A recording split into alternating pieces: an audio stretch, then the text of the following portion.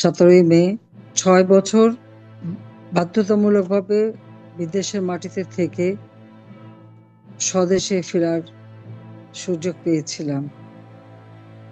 ফিরে এসেছিলাম স্বজনহারা বেদনা নিয়ে।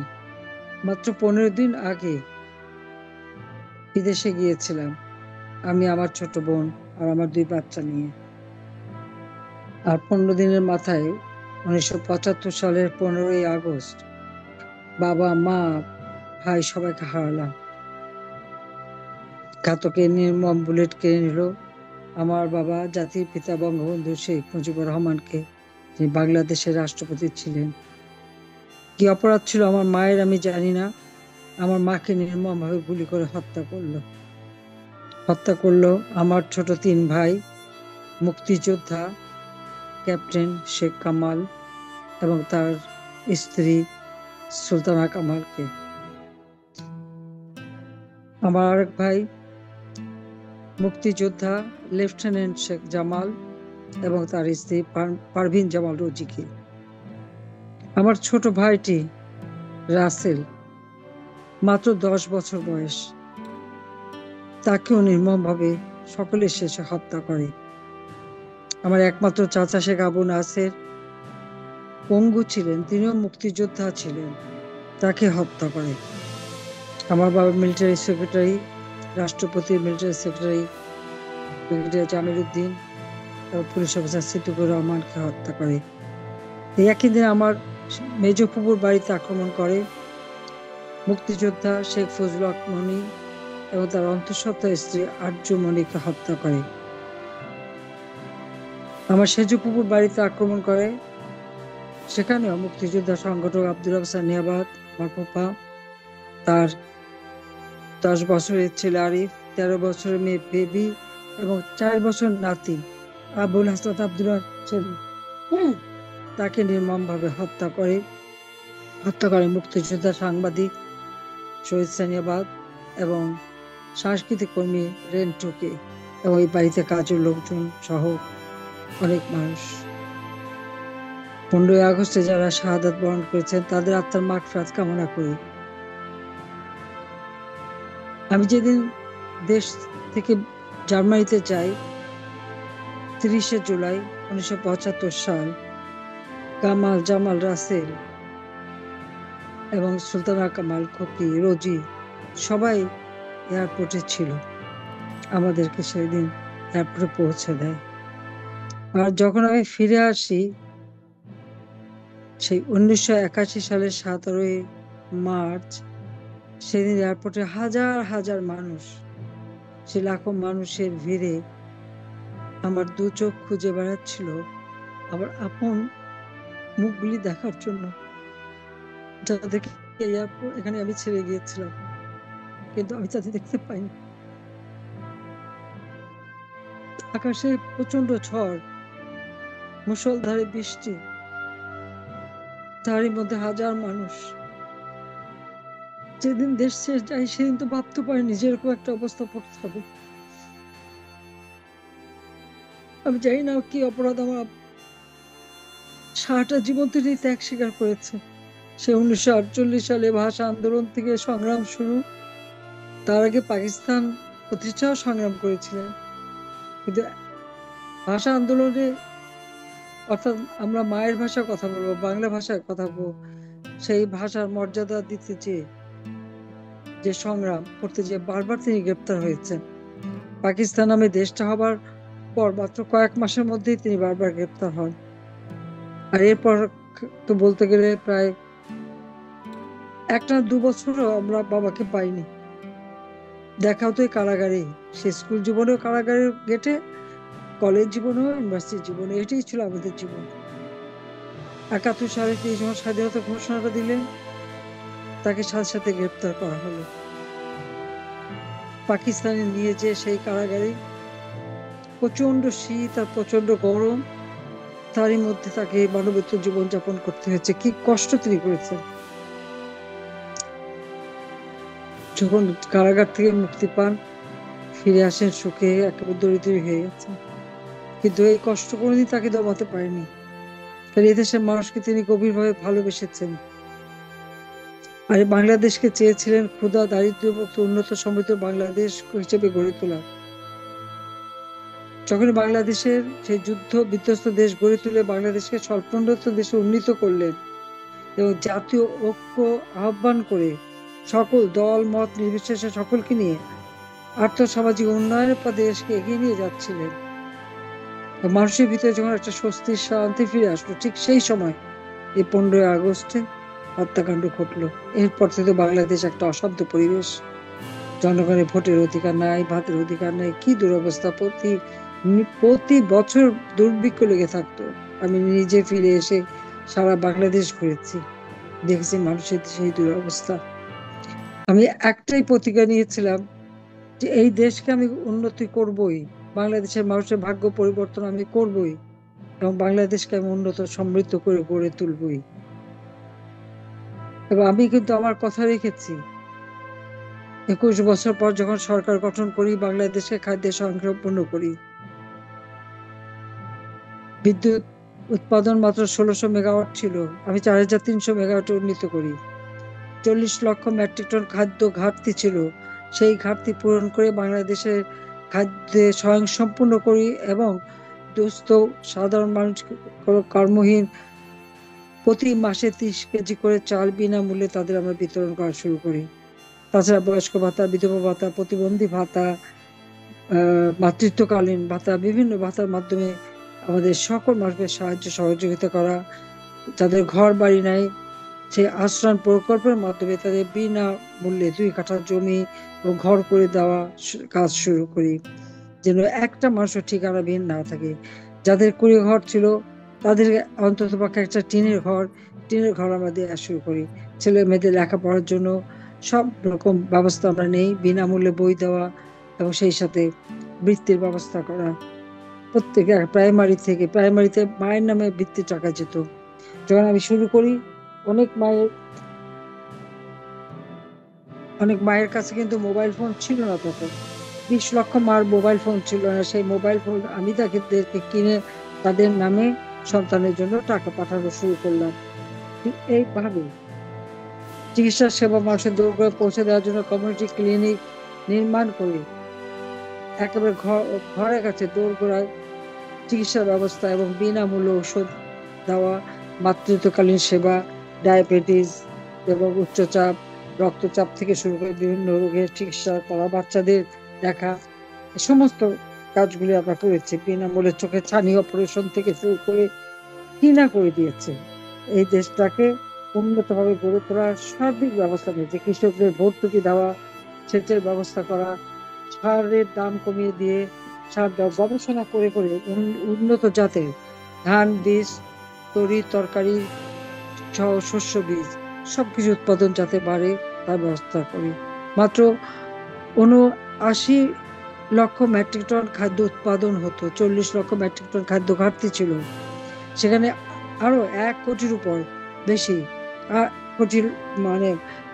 মেট্রিক টন খাদ্য উৎপাদন বৃদ্ধি করে আমরা 1,69 লক্ষ মেট্রিক টন খাদ্য উৎপাদন আমরা বাড়াই এবং খাদ্য নিরাপত্তা দেওয়ার জন্য সেই ব্যবস্থা আমি দিয়েছি। আমরা প্রত্যেকটা মানুষের জীবন মান যাতে উন্নত হয় তার ব্যবস্থা করেছি। কর্মসংস্থান বৃদ্ধির জন্য কর্মসংস্থান ব্যাংক করে দিয়েছি, যে ব্যাংকের থেকে আমাদের যুব সমাজ বিনা জামানতে ঋণ নিতে পারে। বর্গা চাষিদের জন্য বিনা জামানতে কৃষি ঋণের ব্যবস্থা করে দিই কৃষি ব্যাংকের মাধ্যমে। আমাদের যুব সমাজকে কম্পিউটার শিক্ষা এবং কম্পিউটার শেখানোর জন্য আমরা বিভিন্ন কার্যক্রম চালাই। বাংলাদেশে কোনো মেডিকেল বিশ্ববিদ্যালয় ছিল না, মেডিকেল বিশ্ববিদ্যালয় একটা মাত্র কৃষি বিশ্ববিদ্যালয় ছিল। কৃষি বিশ্ববিদ্যালয় কয়েকটা আমরা নির্মাণ করি এবং গবেষণার উপর গুরুত্ব দিই। এই গবেষণার ফলে তরকারি, শাক সবজি, আমাদের দানাদার শস্য সবকিছু উৎপাদন বাড়ে। প্রায় 4 কোটির উপর দানাদার শস্য আমরা উৎপাদন করি। এখন মানুষের কোনো খাদ্য অভাব যাতে না থাকে সেটা আমরা নিশ্চয়তা দিই। রাস্তাঘাট, পুল, ব্রিজ, বড় বড় নদী হচ্ছে যমুনা নদীর উপর সেতু থেকে শুরু করে রূপসা নদীর উপর সেতু, বিভিন্ন সেতু, শিকারপুর, দ্বারিকা, গাবখান, ধরলা, বিভিন্ন সেতু নির্মাণ করে যোগাযোগ ব্যবস্থার উন্নতি করি। আন্তর্জাতিক বিমানবন্দর আরো দুটো, সিলেট এবং চট্টগ্রামে দুটো আন্তর্জাতিক বিমানবন্দর নির্মাণ করি। অর্থাৎ আধুনিক প্রযুক্তি ব্যবহার করা এবং মানুষের জীবন মান উন্নত করা এবং গ্রাম পর্যায় পর্যন্ত মানুষের যাতে উন্নতি হয় সেই ব্যবস্থাটা আমরা করে দিয়েছিলাম। বাংলাদেশের জন্য স্বর্ণযুগ ছিল। 2001 সালে আমার গ্যাস আমি বিক্রি করতে রাজি হইনি বলে আমি ক্ষমতা আসতে পারিনি। খালেদা যে গ্যাস বিক্রি করবে সে মুচলেখা দিয়েছিল, স্বাভাবিকভাবে সে ক্ষমতা এসেছিল। কিন্তু জামাত বিএনপি ক্ষমতা এসে যেভাবে অত্যাচার নির্যাতন শুরু করে, আমাদের উপর গ্রেনেড হামলা কি না করেছে তারা, তারপর লুটপাট, জঙ্গি সৃষ্টি করা, 500 জায়গায় একসাথে বোমা হামলা, কিবরিয়া সাহেব, মজরুল এবং সহ মমতাজ, আমাদের বহু নেতা কর্মীকে হত্যা করা, এইভাবেই কিন্তু চলে। আর আমরা মানুষের জীবন শান্তি নিরাপত্তার ব্যবস্থা করি। এমার্জেন্সি হয় আমাকেই প্রথম গ্রেপ্তার করে, আমি ঘাবড়াইনি। বারবার গ্রেপ্তার হয়েছে, 83 সালে, 85 সালে, 87 সালে, 90 সালে, কতবার আমাকে গ্রেপ্তার করেছে, বন্দি করেছে, ডিজিএফআর অফিসে নিয়ে গেছে। এগুলি সবই সহ্য করেছি, শুধু আমার আব্বার কথা চিন্তা করেছি যে না, বাংলাদেশকে উন্নত করবোই। এবং 2008-এর নির্বাচনে আওয়ামী লীগ এককভাবে 233টা সিট পায়, আর বিএনপি জামাত জোট মিলে 20 দলীয় জোট পেয়েছিল মাত্র 29টা সিট। তারপর থেকে ষড়যন্ত্র শুরু। এই ষড়যন্ত্রের বারবার এই ষড়যন্ত্র মোকাবেলা করেছি। বিডিআর অভ্যুত্থান, হত্যাকাণ্ড, নানা ধরনের ঘটনা, এই সবগুলি মোকাবেলা করে দেশকে আমরা এগিয়ে নিয়ে যাই উন্নয়নশীল দেশে। আজকে বাংলাদেশ উন্নয়নশীল দেশের মর্যাদা পেয়েছে। এটা আমাদের লক্ষ্য ছিল যে 2021 সাল পর্যন্ত আমরা প্রেক্ষিত পরিকল্পনা করি, আর সেই পরিকল্পনা মোতাবেক আমরা কাজ করতে শুরু করি। জাতিসংঘ কর্তৃক এমডিজি, সেটাও আমরা সফলভাবে বাস্তবায়ন করি। এবং এই 2020-21 সাল, 20 সালে জাতির পিতার জন্মশতবার্ষিকী, 21 সাল স্বাধীনতার সুবর্ণ জয়ন্তী আমরা যখন উদযাপন করি, ওই সময় কিন্তু বাংলাদেশ উন্নয়নশীল দেশের মর্যাদা পায়। এই উন্নয়নশীল দেশের মর্যাদা নিয়েই বাংলাদেশের অগ্রযাত্রা আমরা শুরু করি। বাংলাদেশ বিশ্বে উন্নয়নের রোল মডেল হিসেবে স্বীকৃতি পায়। বাংলাদেশ বিশ্বে উন্নয়নের বিস্ময় হিসেবে স্বীকৃতি পায়। দেশের মানুষের নিরাপত্তা এবং এই যে 2009 সাল থেকে 2024 সাল পর্যন্ত আমরা ক্ষমতায় ছিলাম, একদিকে জঙ্গি দমন করেছি, মানুষের জীবনের নিরাপত্তা নিশ্চিত করেছি, দেশের মানুষের জীবনে শান্তি নিরাপত্তা নিয়ে এসেছি। অপরদিকে অবকাঠামোগত উন্নয়ন থেকে নিয়ে শুরু করে একেবারে গ্রাম পর্যায় পর্যন্ত ওয়াইফাই কানেকশন দেওয়া, ব্রডব্যান্ড কানেকশন দেওয়া, স্যাটেলাইট বঙ্গবন্ধু 1 উৎক্ষেপণ করে আধুনিক প্রযুক্তি জ্ঞান সম্পন্ন একটা যুব সমাজ গড়ে তোলা, তারপর লার্নিং অ্যান্ড আর্নিং অর্থাৎ ফ্রিল্যান্সিং করার একটা সুযোগ সৃষ্টি করে দেওয়া, যুব সমাজের কর্মসংস্থানের ব্যবস্থা করা, এবং সব ক্ষেত্রগুলি আমরা বেসরকারি খাতে উন্মুক্ত করে দিয়েছিলাম। 100টা অর্থনৈতিক অঞ্চল নির্মাণ করে দেশি বিদেশি বিনিয়োগ ধাপে ধাপে যাতে আসে সেই ব্যবস্থা করে দিয়েছি। 560টা মসজিদ এবং মডেল মসজিদ এবং ইসলামিক কালচারাল সেন্টার আমরা তৈরি করে দিই।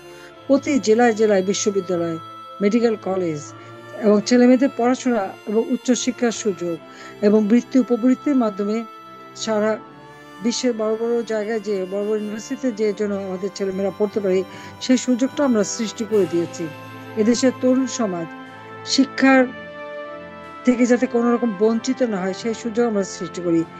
1975 সালে 15 আগস্টের পর যে সমস্ত শিক্ষা প্রতিষ্ঠান বিশ্ববিদ্যালয়ের সবসময় অস্ত্রের ঝনঝনানি ছিল, শুধু বোমা হামলা, খুন খারাপি, আমরা প্রত্যেকটা জায়গায় ডিসিপ্লিন ফ্রি আনি এবং লেখাপড়ার সেশন জট, 6 বছর 7 বছরের সেশন জট ছিল, সেই সেশন জট থেকে মুক্ত করে ছেলেমেয়েরা যেন নিয়মিত পড়াশোনা করতে পারে এবং তাদের ট্রেনিং দেওয়া, দেশে বিদেশে কর্মসংস্থান যা হয় সেই ব্যবস্থা করি। বেকারত্ব আমরা কমিয়ে এনে মাত্র 3.7 ভাগে নামিয়ে এনেছিলাম। অর্থাৎ একটা দেশের সার্বিক উন্নয়নে যা যা করণীয়, এর মধ্যে অনেক ঝামেলা আমাদের পোহাতে হয়, যেমন কোভিড-19 ধাক্কা, সেটাও আমরা সামাল দিই।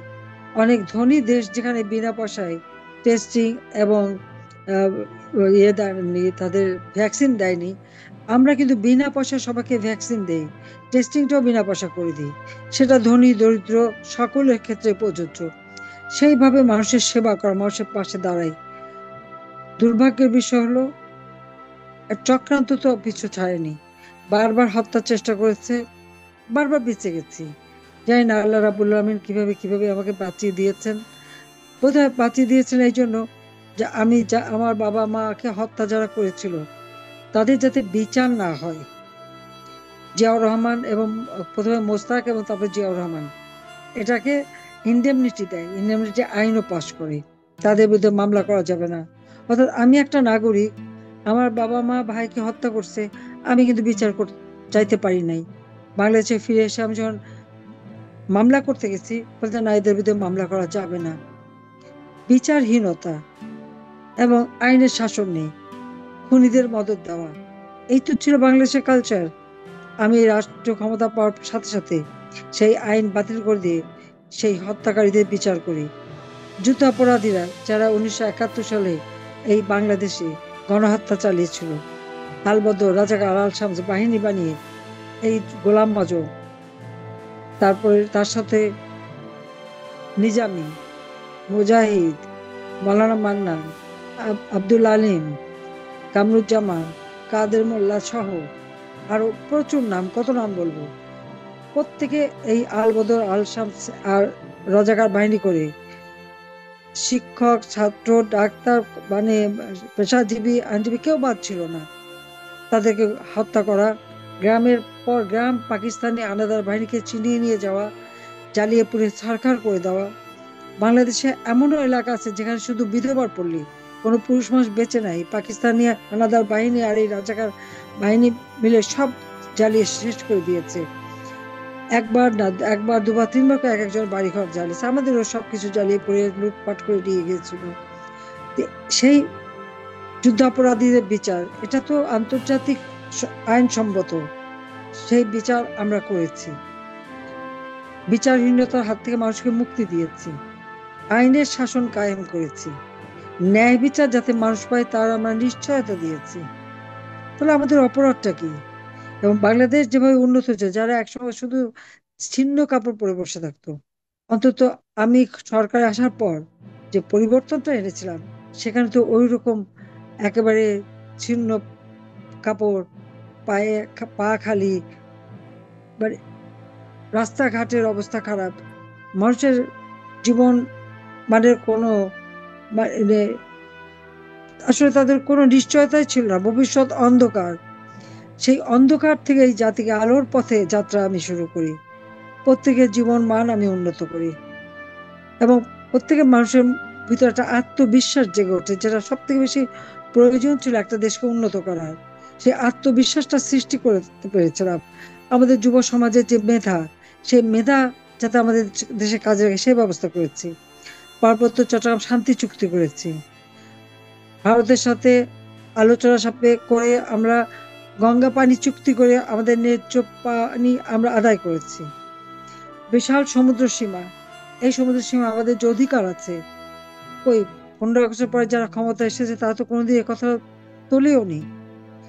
আমি সরকারে আসার পর যেটা আইন করে গিয়েছিলেন জাতির পিতা বঙ্গবন্ধু শেখ মুজিবুর রহমান 1974 সালে, মেরিটাইম ল, সেটা আমরা, যেটা জাতিসংঘ করেছিল 82 সালে আর বঙ্গবন্ধু করেছিলেন 74 সালে, সেই আইনের আওতায় আমরা বিশাল সমুদ্র সীমা, একদিকে মিয়ানমার, একদিকে ভারত, তাদের কাছে আমরা অর্জন করি সমুদ্র সম্পদ আমাদের কাজে লাগানোর জন্য। সমুদ্রে আমরা তেল, গ্যাস সার্ভে করার জন্য ব্লক তৈরি করি। আন্তর্জাতিক আমরা দরপত্র আহ্বান করেছিলাম যে এই সমুদ্র সম্পদ আমাদের অর্থনীতিতে কাজে লাগবে। সুনীল অর্থনীতি বিশেষ ব্যবস্থা আমরা হাতে নিয়ে নীতিমালা তৈরি করি, এবং আমরা সমুদ্র গবেষণা ইনস্টিটিউট তৈরি করেছি কক্সবাজারে। আমাদের চট্টগ্রাম বিশ্ববিদ্যালয়, ঢাকা বিশ্ববিদ্যালয়ে সমুদ্রের উপর পড়াশোনা করা, আমাদের আকাশ গবেষণা, সিভিল এভিয়েশন, এবং আমরা এখানে যেসব এলাকা একেবারে আমাদের ছিল মানে অবহেলিত, যেমন লালমনিরহাট, সেখানে এয়ারোস্পেস এবং এভিয়েশন ইউনিভার্সিটি করে দিয়েছি, যেন আমাদের ছেলে মেয়েরা এর উপর গবেষণা করতে পারে। শিক্ষার ব্যবস্থা করা। কুড়িগ্রামে কৃষি বিশ্ববিদ্যালয়, চাঁপাইনবাবগঞ্জে কৃষি বিশ্ববিদ্যালয় থেকে শুরু করে সরকারি বেসরকারি ভাবে প্রত্যেক জেলায় জেলা করে উচ্চশিক্ষার সুযোগ সৃষ্টি করেছি। প্রায় ৪৪,০০০ মতো নার্স নিয়োগ দিয়েছি, 22,০০০ ডাক্তার নিয়োগ দিয়েছি। সরকারি চাকরিতে আমাদের ছেলেমেয়েরা যেন মেধা নিয়ে আসতে পারে, প্রতি বছর নিয়মিত পাবলিক সার্ভিস কমিশনে পরীক্ষা হয়েছে, চাকরির সুযোগ করে দিয়েছি। আমাদের প্রতিটি বাহিনী, সশস্ত্র বাহিনী স্বাধীনতা সার্বভৌমত্ব রক্ষার প্রতীক। তাছাড়া জাতিসংঘ শান্তিরক্ষা মিশনে এরা কাজ করে। তাদের এই শান্তিরক্ষা মিশনে যেতে হলে ট্রেনিং এর দরকার, সেই বিপসর ট্রেনিং সেন্টার করে দিয়েছি। তাদেরকে সব ধরনের ট্রেনিং যাতে তারা নিতে পারে, উচ্চমান সম্পন্ন ট্রেনিং। এমনকি আমাদের সেনাবাহিনী এবং তাছাড়া সিভিল প্রশাসন, একেবারে যারা একেবারে নিম্ন পর্যায় থেকে উচ্চ পর্যায় পর্যন্ত প্রত্যেকেরই যেমন পদবিটা আধুনিক করে দেওয়া, ট্রেনিং এর ব্যবস্থা করা এবং তাদের মানসম্মত জীবনযাপন যাতে করতে পারে, আবাসন সুবিধা সৃষ্টি থেকে শুরু করে সব ধরনের সুযোগ সুবিধা, ছেলে মেয়েদের পড়াশোনার ব্যবস্থা সবই করে দিয়েছি। কোনো দিকে তো এতটুকু কার্পণ্য করি। বাংলাদেশে যারা অনগ্রসর জাতি, যারা পার্বত্য চট্টগ্রাম শান্তি চুক্তি করেছি, শান্তি চুক্তি করার পরে সেখানে ব্যাপক উন্নয়ন করা হয়েছে। একই দিন আমি 45টা ব্রিজ উদ্বোধন করেছি। এভাবে আমরা সমস্ত ক্ষেত্রে মানুষের জন্য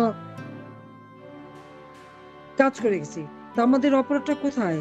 কিসে অপরাধ ছিল যে আমার সরকারকে উৎখাত করে একেবারে যেন দেশকে কোথাও উন্নতি করে ফেলবে? আজকে কি উন্নতি করেছে? মানুষের জীবনের নিরাপত্তা আছে? নাই। মানুষের ভাগ্য নিয়ে তো এখন ছিনিমিনি খেলা হচ্ছে। একের পর এক আওয়ামী লীগের নেতা কর্মীকে হত্যা করা হচ্ছে, গ্রেপ্তার করা হচ্ছে, নির্যাতন করা হচ্ছে, কুপিয়ে কুপিয়ে মানুষ হত্যা করা।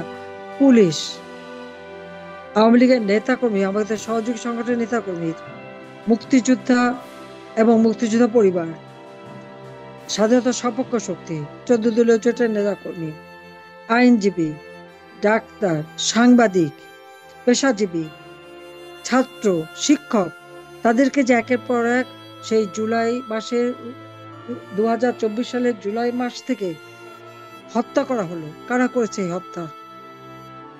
এই হত্যা তো এই যে অবৈধভাবে জঙ্গিদের সাথে নিয়ে যে ক্ষমতা দখল করেছে ডক্টর ইউনূস, আর যাকে আরো বেশি মদত দিয়েছে বিএনপি জামাতরা, আজকে ক্ষমতায় বসার পর তার কাজটা কি? সে তো ক্ষমতা ভোগ করা, অর্থ বানানো, অর্থ পাচার সব করে যাচ্ছে। আর বিএনপি কি করছে? বিএনপি সমন্বয়ক এবং জামাত মিলে সমগ্র বাংলাদেশে আওয়ামী লীগের অগণিত নেতা কর্মী, তাদেরকে হত্যা করা, তাদের নির্যাতন করা, তাদের উপর নানা ধরনের টর্চার করে যাচ্ছে। চাকরিরত অবস্থায় শত শত অফিসার, তাদের বিরুদ্ধে মিথ্যা মামলা, তাদেরকে গ্রেপ্তার করা, সামরিক এবং অসামরিক সর্বক্ষেত্রে কিন্তু এই ঘটনা তারা ঘটাচ্ছে। আওয়ামী লীগ করে দেখে যেন বিরাট অপরাধী, আর আমাকে বানিয়েছে স্বৈরাচার। আমার প্রশ্ন, আমি কি স্বৈরাচারী কাজ করেছি? মানুষকে খাদ্য নিরাপত্তা দেওয়া স্বৈরাচারী কাজ?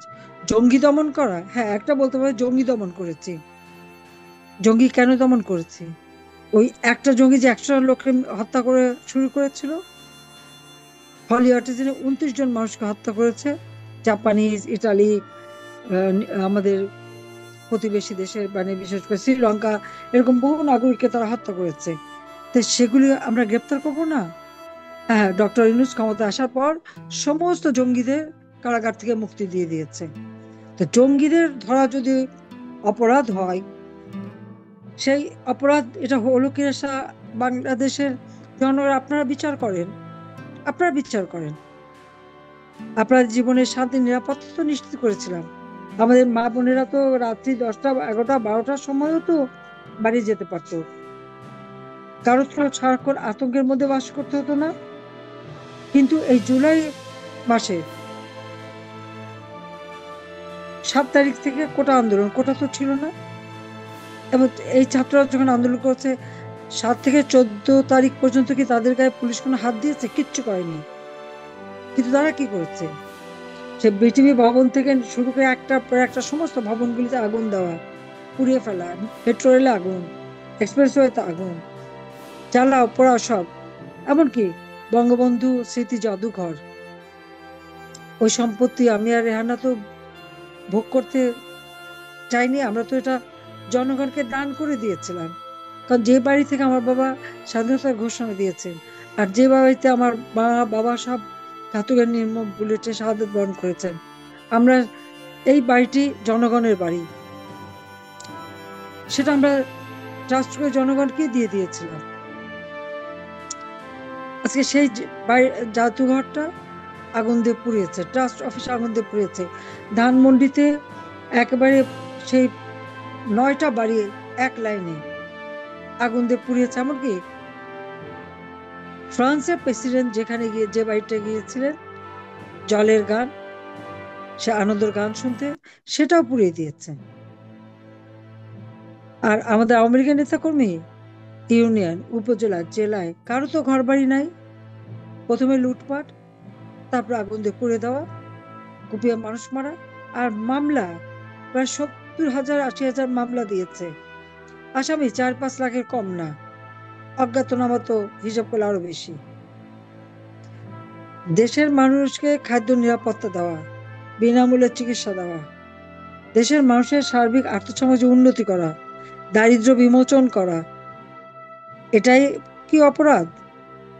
মাতৃমৃত্যু হার কমিয়েছে, শিশু মৃত্যু হার কমিয়েছে, মানুষের আয়ুষ্কাল বৃদ্ধি করেছে, সাক্ষরতার হার 45 ভাগ থেকে 78.8 ভাগে উন্নীত করেছে। এটাই কি অপরাধ? মানুষের মাথা পিছু আয় মাত্র 453 ছিল, সেখান থেকে আমি 2,800 মার্কিন ডলারে বৃদ্ধি করেছিলাম, কোভিডের জন্য কমে যায় 2,794 মার্কিন ডলারে উন্নীত করি। জিডিপি প্রবৃদ্ধি আমরা 8 ভাগ পর্যন্ত উঠিয়েছিলাম। তো কোভিডের কারণে এবং ইউক্রেন রাশিয়ার যুদ্ধের কারণে বিশ্বব্যাপী অর্থনৈতিক মন্দা, স্যাংশন, কাউন্টার স্যাংশনের কারণে আমাদের কমে যায়, সেটাও তো 2,724 আমরা রাখতে পেরেছি। আর জিডিপি আমরা 7.4 ভাগে 2023 সালে, আর 24 সালে আমাদের একটু কমেছে, তাও 6.4 পর্যন্ত আমরা রাখতে পেরেছি।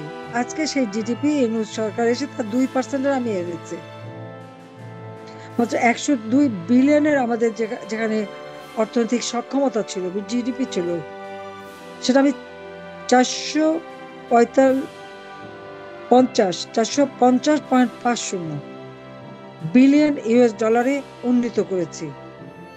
আমাদের অর্থনীতির ক্ষেত্রে বাংলাদেশের সক্ষমতা দক্ষিণ এশিয়ায় 2য় স্থানে ছিল, এশিয়ায় 9ম স্থানে ছিল, সারা বিশ্বে 35তম স্থানে ছিল। তাহলে কোথায় ক্ষতিটা করলাম, কোথায় অপরাধ হলো? মাত্র 8 মাসের মধ্যে লুটে পুটে দেশটাকে ধ্বংস করে, খুন খারাপি করে, ইন্ডাস্ট্রি বন্ধ করে, শ্রমিকদের বেকার করা, শিক্ষকদের চাকরি থেকে বের করে দেওয়া, ছাত্রদের স্কুলে কলেজে ইউনিভার্সিটিতে পড়তে না দেওয়া, সব দিক থেকে একটা দেশকে পিছিয়ে নিয়ে গেছে। কেন? একটা মানুষ, ওই গরিব মানুষের ক্ষুদ্র ঋণ দিয়ে মোটা অঙ্কের সুদ খেয়ে, এবং আমারই বদৌলতে আমি তাকে দিয়েছি, আমার কাছে আজ কাচুমুচু হয়ে হাত পেতেছে, একটা ফোনের ব্যবসা চাই, সেই গ্রামীণ ফোনের ব্যবসা তো আমি দিয়েছি। গ্রামীণ ব্যাংকে টাকা সরিয়ে রেখে, গ্রামীণ কল্যাণ ফান্ড রেখে বলছে ব্যাংকে টাকা নাই, গরিবের ঋণ দিতে পারছি না, ধোঁকাবাজি করেছে আমাদের সাথে। আমি প্রথমে 100 কোটি টাকা দিয়েছি, কয়দিন পরে আর সেটা হবে না, আরো কিছু লাগবে, আবার 200 কোটি টাকা দিয়ে, তারপরে আরো 400 কোটি টাকা দিয়ে গ্রামীণ ব্যাংকটা আমরা সব গুছিয়ে দিয়েছি। সমস্ত টাকা পয়সা লুটে খেয়েছে, সব বিদেশে পাচার করে বিদেশে টাকা তিনি ইনভেস্টমেন্ট করেছেন। ওই দেশে তো করেনি, গ্রামীণ ব্যাংকে তো করেনি। ঝড় বৃষ্টি, প্রাকৃতিক দুর্যোগ, এই কোভিড বা কোনো কিছুতে কোনোদিন কোনো একটা মানুষকে সাহায্য করেছে? তা করেনি। কিন্তু বিদেশে তার খুব নাম, কারণ সব জায়গায় টাকা দিয়ে বেড়াচ্ছে, অনুদান দিচ্ছে, প্রাইজ মানি দিচ্ছে, দিয়ে আবার নিজের নাম কিনছে।